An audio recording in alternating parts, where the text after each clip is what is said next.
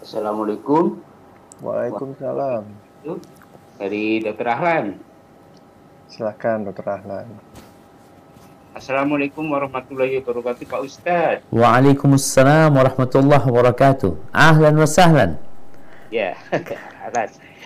Ini saya baca di Quran surat Asy-Syu'ara ayat 200, 221, 222, 223 yang isi terjemahnya A'udzubillahi minasyaitonirrajim. Bismillahirrahmanirrahim. Demikianlah kami masukkan sifat dusta ke dalam hati orang-orang yang berdosa. Kemudian ayat 221, maukah aku beritakan kepadamu kepada siapa setan-setan itu turun? Di ayat 222, mereka setan turun kepada setiap pendusta yang banyak berdosa. Kemudian di ayat 223, mereka menyampaikan hasil pendengaran mereka, sedangkan kebanyakan mereka orang-orang pendusta. Yang kami pertanyakan Pak Ustadz, bagaimana awal proses seseorang bisa menjadi wali setan? Yang kedua, sumber dusta yang sepertinya dalam ayat tersebut yang menjadikan seseorang menjadi wali setan di zaman materialisme sekarang ini, kira-kira sumbernya ada di mana? Sehingga kita bisa lebih waspada kalau menjumpai sumber ini yang kira-kira akan menjerumuskan kita menjadi wali setan. Terima kasih. Wassalamualaikum warahmatullahi wabarakatuh.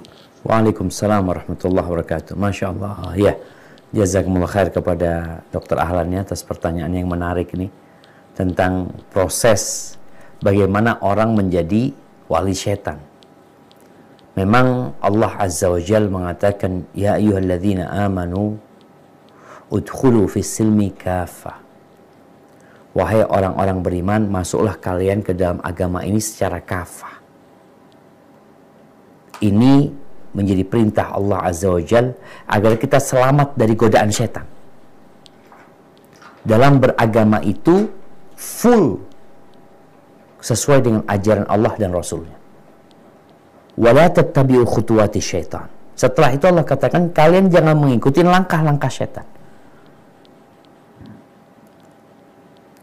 Innahu lakum adu mubin. Sesungguhnya syaitan itu adalah musuh yang nyata buat kalian.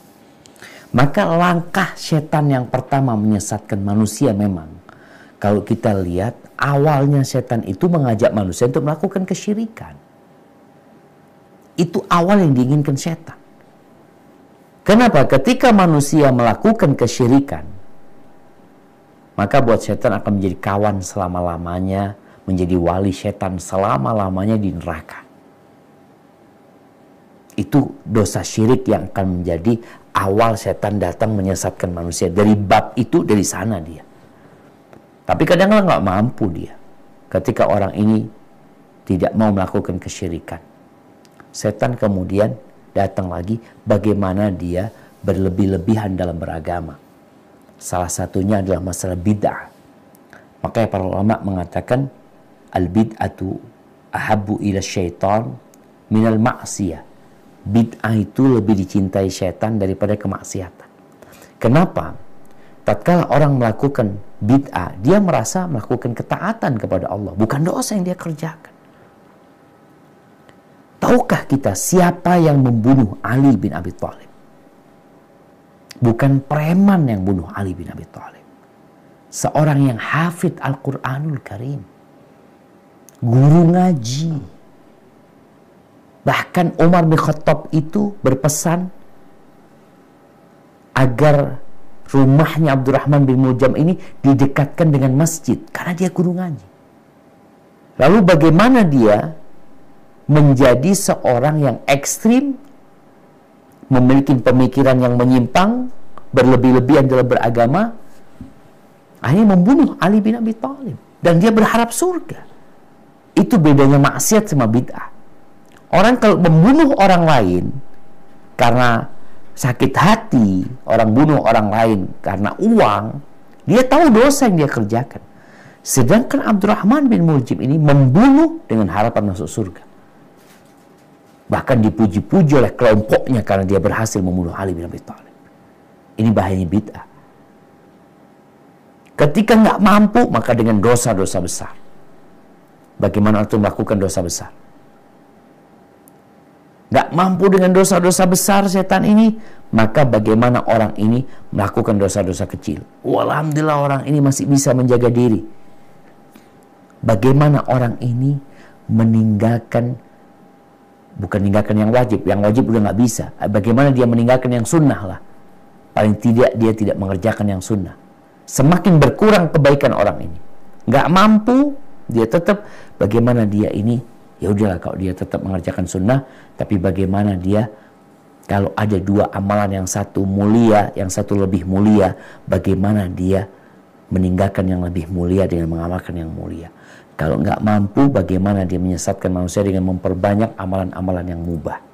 Jadi seperti itulah yang harus kita sadari, bagaimana alur setan menyesatkan manusia.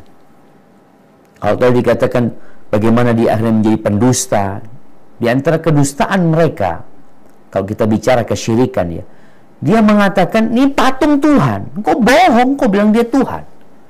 Patung kau yang bikin.